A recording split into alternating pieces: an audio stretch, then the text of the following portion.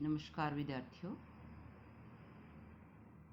आज हम BA part 3 का टॉपिक नई अंतर्राष्ट्रीय अर्थव्यवस्था उत्तर दक्षिण संवाद पढ़ रहे हैं। नई अंतर्राष्ट्रीय अर्थव्यवस्था की स्थापना का उद्देश्य विश्व में न्यायपूर्ण आर्थिक संबंध स्थापित करना है, विकसित और विकासशील देशों के मध्य सामंजस्य स्थापित करना है तथा विकासशील देशों और अविकसित देशों के आर्थिक शोषण से मुक्ति दिलाना भी इसका उद्देश्य रहा है। नई अंतर्राष्ट्रीय अर्थव्यवस्था के लिए 2 प्रकार के संवाद की शुरुआत हुई, एक तो उत्तर दक्षिण संवाद तथा दूसरा दक्षिण दक्षिण सहयोग। उत्तर दक्षिण संवाद से तात्पर्य है विकसित और विकासशील देशों के मध्य परस्पर सहयोग के लिए विचार विमर्श, तथा दक्षिण दक्षिण संवाद से अभिप्राय है विकासशील देशों के मध्य परस्पर सहयोग और आत्मनिर्भरता की खोज के लिए विचार विमर्श। आज हम उत्तर दक्षिण संवाद ही इस वीडियो में पढ़ रहे हैं। उत्तर अमीर देशों का प्रतीक है, जबकि दक्षिण में गरीब यानी विकासशील देश आते हैं। तो उत्तर दक्षिण या कहें तो विकसित और विकासशील देशों के मध्य नई अंतर्राष्ट्रीय अर्थव्यवस्था कायम करने के लिए जो संवाद हुए हैं, जो वार्ताएं या सम्मेलन हुए हैं और चलते रहते हैं, कौन कौन से रहे हैं वे मुख्य रूप से हम आज इसमें डिस्कस करेंगे। तो सबसे पहला आता है पेरिस सम्मेलन, दिसंबर 1975, 1975 दिसंबर 1975 में पेरिस में सम्मेलन हुआ। अंतर्राष्ट्रीय आर्थिक सहयोग के लिए दिसंबर 1975 में पेरिस में एक सम्मेलन आरंभ हुआ, जो जून 1977 तक चला। इसे अंतर्राष्ट्रीय आर्थिक सहयोग सम्मेलन भी कहते हैं, जिसमें अमेरिका के नेतृत्व में 8 विकसित राष्ट्रों उत्तर तथा 19 विकासशील राष्ट्रों दक्षिण ने भाग लिया। तेल संकट से विवश होकर विकसित देशों ने विकासशील देशों को कुछ छोटी मोटी रियायतें देने का प्रस्ताव किया, विशेषकर उपभोक्ता वस्तुओं या कच्चे माल के स्थायित्व के लिए सामान्य कोष बनाने का प्रस्ताव किया गया। बदले में उन्होंने तेल निर्यातक देशों से तेल की आपूर्ति में कुछ रियायतों की मांग की, जिसे इन देशों ने नामंजूर कर दिया। अतः पेरिस सम्मेलन विफल हो गया। तो पहला सम्मेलन उत्तर दक्षिण संवाद के लिए जो है हुआ था दिसंबर 1975 में, जो सफल नहीं हो सका। दूसरा प्रयास इसमें किया गया ब्रांड आयोग 1977, ब्रांड आयोग 1977।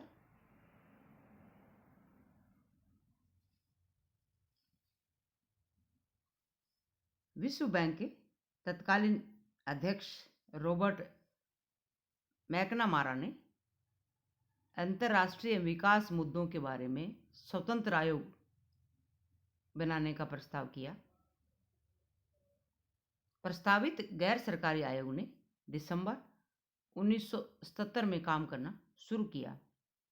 यह आयोग ब्रांड आयोग के नाम से लोकप्रिय हुआ, क्योंकि इसके अध्यक्ष पश्चिमी जर्मनी के भूतपूर्व चांसलर विली ब्रांट थे।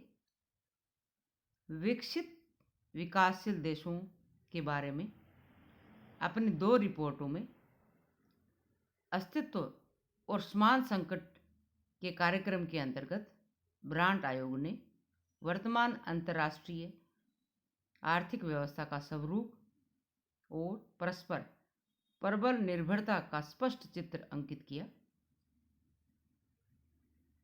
आयोग ने जोर देकर यह स्पष्ट किया था कि विश्व शांति के लिए विकसित और विकासशील देशों में परस्पर निर्भरता जरूरी है।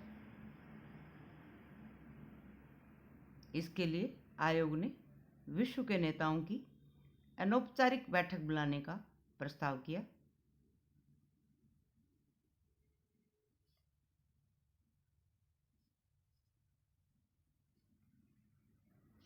तो ये एक तरह से ब्रांड आयोग 1977 में स्थापित हुआ और इसने अपनी राय दी। तीसरा प्रयास जो है, इस सुझाव के पश्चात जो प्रयास किया गया वह था कानकुन शिखर सम्मेलन 1981। कानकुन शिखर सम्मेलन 1981 22 देशों के राष्ट्राध्यक्ष कानकुन में एकत्रित हुए ताकि अंतर्राष्ट्रीय आर्थिक संवाद के मार्ग की अड़चनों को दूर किया जा सके, किंतु विकसित देशों की हठधर्मिता के कारण कानकुन शिखर सम्मेलन विफल रहा। तो आयोग की मंजूरी और राय से जो है कानकुन शिखर सम्मेलन हुआ था 1981 में, जिसमें 22 राष्ट्रों के राष्ट्राध्यक्षों ने भाग लिया, लेकिन विकसित देशों की हठधर्मिता से कानकुन शिखर सम्मेलन विफल रहा था। अब जो महत्वपूर्ण प्रयास जो है, जो चल रहा है, किया गया है, वह है G20 के जो कंट्रीज हैं, G20 का जो संगठन है, वह इस मार्ग में एक महत्वपूर्ण जो है कदम है उत्तर दक्षिण संवाद की ओर। G20 की स्थापना 1999 में वैश्विक अर्थव्यवस्था और वित्तीय स्थायित्व से संबंधित मुख्य मुद्दों पर चर्चा करने के लिए व्यवस्थित महत्वपूर्ण औद्योगिकृत और विकासशील अर्थव्यवस्थाओं के वित्त मंत्रियों और केंद्रीय बैंक के गवर्नरों ने मिलकर की। अंतर्राष्ट्रीय वित्तीय संरचना की मजबूती में योगदान देकर और राष्ट्रीय नीतियों, अंतर्राष्ट्रीय सहयोगों और अंतर्राष्ट्रीय वित्तीय संस्थानों संबंधित चर्चा को अवसर प्रदान कर G20 विश्व में विकास, वित्तीय स्थायित्व और विकास में मदद करता है।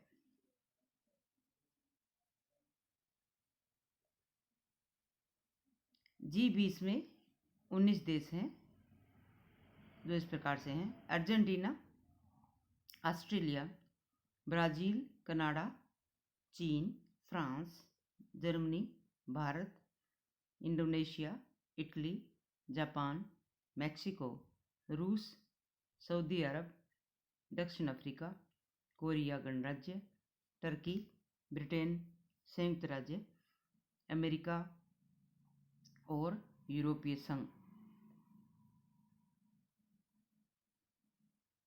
यह संगठन वैश्विक सकल राष्ट्रीय उत्पाद का 90%, विश्व व्यापार का 80% और विश्व जनसंख्या के 2/3 भाग का प्रतिनिधित्व करता है।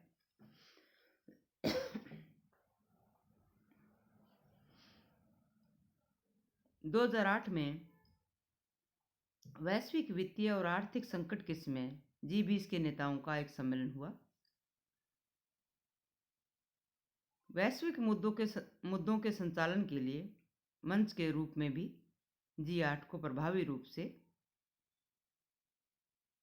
प्रतिस्थापित करने के लिए 2009 में अंतर्राष्ट्रीय आर्थिक सहयोग को एक महत्वपूर्ण मंच के रूप में नामित किया गया था।